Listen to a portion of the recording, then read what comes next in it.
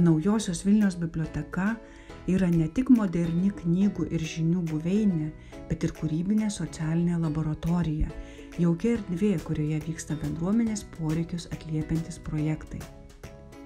Vienas jų – Vilniaus miesto savivaldybės visuomenės sveikatos rėmimo specialiosios programos finansuojamas projektas Pojūčių kambarys vaikui ir šeimai.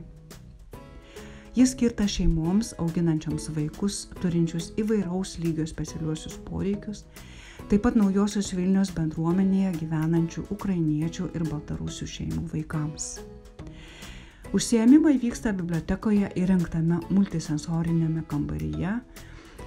Čia su Lopšelio darželio coliukė bei tautinių mažumų vaikais dirba specialistų komanda.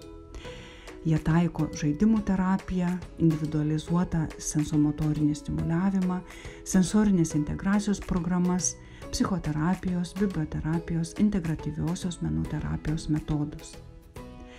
Per įvairias kūrybinės praktikas, atliepiant specialiuosius kiekvieno vaiko poreikius, ugdomi vaikų sensoriniai, kalbiniai, kognityviniai, socialiniai gebėjimai.